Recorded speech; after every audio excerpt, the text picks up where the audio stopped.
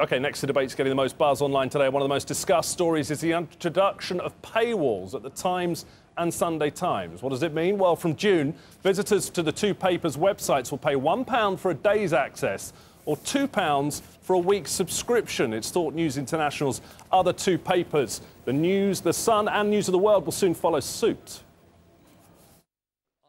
I think that we are at the point where newspapers generally are looking at making this change. We're taking the first step. You can see in the States that the New York Times is looking to do the same thing in next year. And I think newspapers of all kinds are going to have to look at ways that they can take the investment they make in journalism and make an economically sustainable business out of journalism.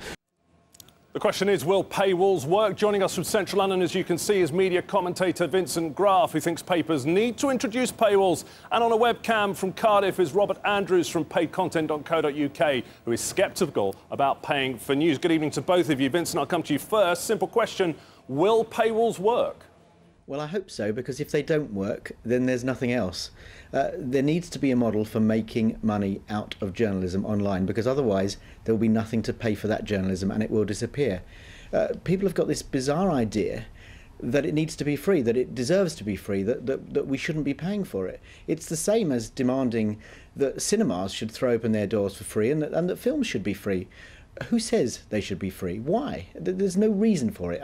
We can't impede the free flow of information. Well, there will be no proper information flowing. There will just be gossip and chat unless someone finds a way of paying for it. And this is a pretty harmless way of paying for it, and I hope it works. OK, well, let's bring in Robert. You're hooked up on your webcam. We can see you've got your ears in. Hopefully you can hear us. You've done a survey on paywalls and you found that most people don't want to pay. What are they saying? Yeah, we conducted research recently with Harris Interactive, and we asked news website readers what they would do if their favourite news site raised the paywall, as the Times is doing. And only 5% said that they would definitely subscribe. Now, if that's applied to the Times, which is going to raise the paywall in June, it could find that its audience falls from 1.2 million users a day to around about 60,000. This is the first time we've been able to test those findings in the next few months, and I'm sure the Times will have done its own research, but we'll see.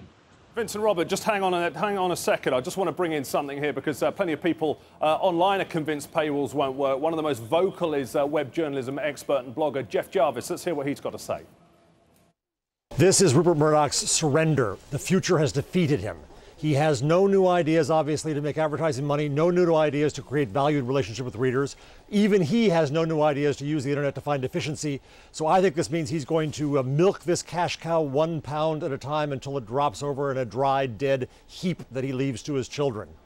OK, Vincent, strong view there. But coming back to what you were saying about people have got to pay for content. The trouble is, since the internet began, we've got used to free news online, haven't we? Well, it's a huge problem. And the truth is, if Mr. Murdoch's titles do them on their own, I don't think it will work. I think other people will have to join in because, obviously, if you've got a free alternative, it's going to be much more difficult to persuade people to part with their money.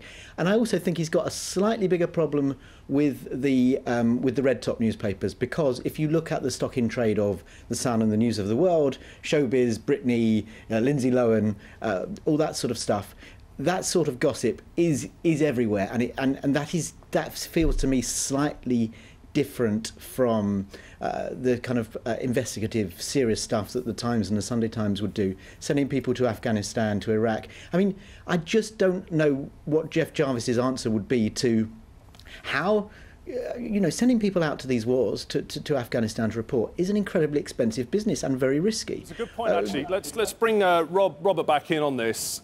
If you want cut-and-paste journalism, well, you can get that for free. But what Vincent's saying there is if you want to actually pay reporters to go out and investigate stuff, to write it up, research it, it costs money. People are going to have to pay, aren't they, surely? Well, that's true. I mean, Times newspapers is, like all newspapers at the moment, is in trouble. It lost £88 million last year. So this is an economic necessity rather than a grand idea, rather than a big idea for the future. It's a solution to a commercial problem. But the big problem here is what they might regain in income. They're absolutely going to lose in influence. Editorial staff are going to hate this because they like their work to be read by thousands and thousands of people. Their editor told readers today that he expects to lose plenty of them. So now that we have more money coming into the Times, if people subscribe, you might find a better Times website read by a much smaller audience. They're going to have to accept a lot less influence, especially overseas. Vincent. Kind of fine. I mean, to be honest, the people that turn up and will read stuff, will do window shopping for free, they're, I'm afraid, pretty useless when it comes to running a company that produces news. And the truth is, look, Rupert Murdoch didn't buy the Times to make money. The Times has lost in money every single year since he's owned it. That is not why you own the Times. So the Sunday Times has in the past made huge fortunes for him. But there has got. We cannot leave it like this because. Just news organisations just will not exist. Not proper news organisations that go out and find out stuff. Well, we are seeing a lot of cut and paste journalism, as I call it, certainly in the local media where things have been really cut back, and you're seeing a lot of press releases just literally cut and paste. I think we've got a shot of what the website will look like at the Times behind the paywall, or is this in front of the paywall? The producer will tell me in just a second. Robert, while we're looking at this, we've had things for free from the start of the web. People will pay £1 for a broadsheet paper. You've got to face facts. People have got to pay £1 to read that online, surely. Well, they'll have to pay £1 to read the Times online. That's true. But everyone's going to follow suit, surely. Well, no, there are still some publishers out there. For example, The Guardian, which is blessed by having its own unique ownership arrangement, is very much vehemently opposed to doing that because they recognise that they will lose a lot of influence and they have a particular editorial mission that they want to accomplish. OK, well, there's lots more to talk about this. I'm afraid, guys, we're out of time. Vincent and Robert, thank you very much. This debate will rumble on. Thank you for joining us on SkyNews.com.